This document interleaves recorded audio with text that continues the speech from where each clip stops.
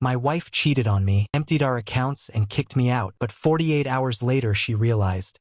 You're nothing but a loser. I'm taking the kids and every last cent, screamed my wife, emptying our accounts. Pathetic, mocked her brother, scratching my car with his key. I didn't react until 48 hours later, when they realized their mistake. 3 in the morning. I still remember the exact moment my life collapsed. It was a Tuesday night when I arrived home from the auto repair shop where I had worked as a mechanic for the past 12 years. Nothing about that day suggested it would be different from the hundreds before. I entered the modest entrance of our suburban home. I noticed my brother-in-law's expensive SUV parked outside and thought nothing of it. My brother-in-law visited us often, although I never particularly enjoyed his company. When I walked through the front door, I found my wife, 36F, and her brother, 42M, sitting at the kitchen table with a pile of documents between them. The moment I entered, both looked at me with expressions I can only describe as contempt mixed with something resembling triumph. "We need to talk," said my wife coldly. Her voice had a harsh tone I had rarely heard before. "What's happening?" I asked, setting down my lunchbox and keys. "What's happening is that I'm done," she replied, sliding the papers toward me. "I'm filing for divorce." I stood there silently, unable to process what was occurring. We had been married for 13 years. We had 2 children together, our daughter, 10, and our son, 7. Sure, we had been having tough times lately, mainly related to finances after my hours were reduced to part-time for 3 months, but things had stabilized. I was working full-time again. We were catching up on bills. "I don't understand," I managed to say. My wife laughed, but there was no humor in it. "Of course you don't. You never do. You're nothing but a loser. I'm taking the kids and every last cent we have." Her brother stood up then, towering over me with his 6 feet 3 inches height and designer clothing. He had always looked down on me, the working-class mechanic who married his sister. He made his money in real estate development and never let anyone forget it. "She deserves better than you," he mocked. "She always has. You've been holding her back for years." I learned that my wife had emptied our joint checking account that morning, all $8,700. Money that was intended for mortgage payment, the children's extracurricular activities, and the remaining balance of our planned family vacation for summer. She had also taken the $22,000 in emergency cash we kept in the house safe. While I stood there trying to make sense of everything, my brother-in-law walked past me, deliberately bumping my shoulder. I followed him outside, still in shock, and watched him take out his car keys and drag them along the side of my 12-year-old Toyota, my reliable work vehicle that I had finally finished paying off last year. "Pathetic," he said, getting into his SUV. "Just like you." My wife had already packed bags for herself and the children. She told me they would stay at her brother's house until I found somewhere to go. According to her, I had 2 weeks to find another place to live because she wanted the house. She claimed she had been talking to a lawyer who assured her she could get everything. That night, I sat alone in our house, surrounded by family photos and the ghosts of what I thought was a decent marriage. I called my sister, who lived an hour away. She immediately offered me her spare room, but I wasn't ready to leave my home yet. I needed to understand what had happened and what my options were. The next morning, I called in sick to work, something I rarely did, and scheduled an appointment with a divorce attorney. I couldn't afford much, but I scraped together $500 for an initial consultation using my credit card. The lawyer, a straightforward woman in her 50s, listened to my story without judgment. "So your wife emptied the joint account without notice, and now she's staying with her brother with your children?" she asked, taking notes. "Yes," I confirmed, "and she says her lawyer told her she can get everything, the house, full custody, my retirement." The lawyer raised an eyebrow. "Did she mention this lawyer's name?" She shook her head. "No. I'd like you to do something," she said. "Document everything, when she took the money, when she left with the children, any communication you've had. Don't delete any text messages or emails, and get me bank statements showing the withdrawal." I did as she suggested, logging into our online banking. That's when I noticed something strange. The money had been transferred not to my wife's personal account, but to her brother's business account. I showed this to my lawyer. She leaned forward with sudden interest. "That's unusual. If your wife and her brother are mixing personal and business finances this way, especially during a potential divorce proceeding, do you have access to any other accounts or financial records you share with your wife?" "Yes." While my wife had emptied our main checking account, she hadn't touched our online savings account that was linked to it but required separate login credentials. I rarely accessed it since we were saving that money for the children's college funds. When I logged in, I discovered something that chilled my blood. Over the past 6 months, multiple transfers had been made from our savings to her brother's business account, totaling nearly $26,000. Money that was intended for our children's future. The lawyer's expression became serious. Do you know exactly what your brother-in-law's business is? Real estate development, I said. He buys properties, renovates them, sells them for profit. At least that's what he always brags about. I'm going to need you to print all these statements, she said, and I'm going to recommend a forensic accountant I work with. It turned out my brother-in-law's successful business had been struggling for over a year. He had over-leveraged himself on a development project that went south when the zoning commission rejected his permit applications. Based on the timing of the transfers, it appeared my wife had been secretly funneling our family's money into her brother's failing business. The lawyer explained this changed everything. This was no longer just about divorce. This was potentially fraud, especially if these transfers were made without my knowledge or consent. I received clear instructions. Don't contact my wife yet, continue documenting everything, and follow up with the forensic accountant. I also needed to open a new bank account at a different bank immediately for my upcoming paychecks. At night, my wife texted me, demanding that I sign some preliminary separation papers her lawyer had drafted. She wanted me to come to her brother's house the next day to sign them and agree on when I would move out. I simply replied that I would consult with my own lawyer first. Her response was immediate and hostile. Don't waste money on a lawyer. You can't afford it anyway. Just sign the papers and make this easy for everyone. The next day, exactly 48 hours after my wife's declaration and the incident where her brother scratched my car, I received another text from my wife. We need to talk. Come to my brother's house at 7 p.m. Bring the separation papers. I consulted with my lawyer, who advised me not to go alone and to record the conversation if it was legal in our state. It was with one-party consent. She also told me not to sign anything. When I arrived at my brother-in-law's sprawling house in the expensive part of town, I brought my sister as a witness. My wife opened the door, clearly surprised to see I wasn't alone. "What are you doing here?" she asked. "She's here as a witness," I said calmly. I thought it would be good to have someone neutral present. My wife reluctantly led us into the living room. My brother-in-law was sitting in an armchair as if presiding over court. My children were nowhere to be seen. "Where are the kids?" I asked. "At a friend's house," my wife replied dismissively. "This isn't a social visit." The conversation started civilly enough, with my wife explaining she wanted a clean break and that her lawyer had advised her about what she was entitled to. But when I asked for this lawyer's name, both she and her brother became evasive. "That's not important now," my brother-in-law interrupted. "What's important is that you sign these papers and agree to move out by the end of the week." I took the papers but didn't sign them. Instead, I placed them on the coffee table and said, "I've been doing my own research. I've discovered some interesting transactions from our savings account." The color drained from my wife's face. Her brother shifted uncomfortably in his seat. "I don't know what you're talking about," she said, but her voice had lost its confidence. "I'm talking about the $26,000 you transferred to your brother's business account over the past 6 months, I replied calmly. "Money from our children's college fund." My brother-in-law stood up abruptly. "You should leave now." "I intend to," he said, "but first I want to know why my wife emptied our accounts and gave our savings to you." "It's a loan," my wife snapped, "for a business investment. It's going to pay off." "A loan I never agreed to," I pointed out, "for a business that, from what I understand, is failing." That struck a nerve. My brother-in-law stepped toward me, his face red with anger. "My business is none of your concern." "It became my concern when you took my children's college money," I replied. "My lawyer believes the court will be very interested in these transfers, as will the IRS, considering there's no loan documentation or reported interest." The mention of the IRS caused a visible reaction in both. Apparently, my brother-in-law's real estate business already had some tax complications he'd been trying to resolve. "You're bluffing," my wife said, but I could hear the uncertainty in her voice. I pulled out copies of the bank statements my lawyer had advised me to bring. "These are facts." What followed were 30 chaotic minutes of accusations, denials, and finally a breakdown of the truth. My brother-in-law's business was indeed failing. He had convinced my wife to invest in his latest project, promising significant returns that never materialized. She had been secretly transferring money for months, believing she was securing our financial future. When his business continued struggling, the plan evolved. She would divorce me, claim as much as possible in the settlement, and use that money to help save her brother's business and reputation. "You had no right to investigate my business," my brother-in-law said through gritted teeth. "And you had no right to my money," I replied, "or to scratch my car for that matter." My sister, who had been observing silently, spoke up. "I've recorded this entire conversation," she said, holding up her phone. "So we're all clear about what's been admitted here." The atmosphere in the room changed instantly. My wife looked horrified while her brother looked like he might explode with rage. "That's illegal," he shouted. "Actually, it's not," I said. "This is a one-party consent state, and my lawyer advised me to document everything." I stood up, collected the bank statements, and headed for the door with my sister. Before leaving, I turned to my wife. "I want to see my children tomorrow," I said, "and I expect money you took from our checking account to be returned by noon. Otherwise, my lawyer will file emergency motions with the court first thing Monday morning." My wife, now pale and subdued, nodded silently. The next day, the money was back in our joint account. I immediately transferred it to my new account as my lawyer advised. My wife brought the children home, saying she needed time to think. I spent the day with my kids, being careful not to mention the situation with their mother, just focusing on being present with them. By Monday, my lawyer had filed for divorce on my behalf, citing financial misconduct. She also filed motions for temporary orders regarding the marital home, custody arrangements, and financial disclosures. The documentation of unauthorized transfers, combined with the recorded admission, provided strong leverage. The court ordered a complete financial investigation, froze any additional transfers to my brother-in-law's business, and granted me temporary custody of our children while my wife found new housing. She couldn't stay with her brother due to potential witness tampering concerns. It was later revealed through the forensic accountant that my brother-in-law had not only convinced my wife to transfer our savings, but had been planning to use the marital home as collateral for a business loan once my wife secured it in the divorce. His business was much worse off than anyone had realized, with multiple creditors closing in. He had basically been using my wife and our marriage as a financial lifeline. My wife, faced with evidence of her brother's manipulation and her own poor judgment, finally agreed to a settlement that was fair to both of us and prioritized the children's interests. She admitted her brother had convinced her I was financially irresponsible and that taking control of our assets was the only way to secure her and the children's future. She believed his promises that his business would recover and make her investment worthwhile. As for my brother-in-law, the IRS indeed became very interested in his business practices after the divorce proceedings. The last I heard, he was facing charges for tax evasion and fraud related to other investments he had solicited. The divorce was finalized 6 months later. We share custody of our children, and I have primary physical custody. I kept the house, ensuring stability for the kids. My wife, who now lives in an apartment across town, is working to rebuild her relationship with them and with reality. She has admitted she was blinded by her brother's influence and charmed by his apparently successful lifestyle. Sometimes I still can't believe how quickly my life changed, how my wife of 13 years could turn against me so completely, convinced by her brother that I was the problem when he was the one draining our resources all along. But in those 48 hours between her cruel words and the moment they realized their mistake, I learned something valuable about standing up for myself and what's right. My car still has the scratch from my brother-in-law's key. I could afford to fix it now, but I've left it there as a reminder that sometimes the most powerful response isn't an immediate reaction, but a strategic one, and that even an ordinary mechanic can be smarter than those who underestimate him.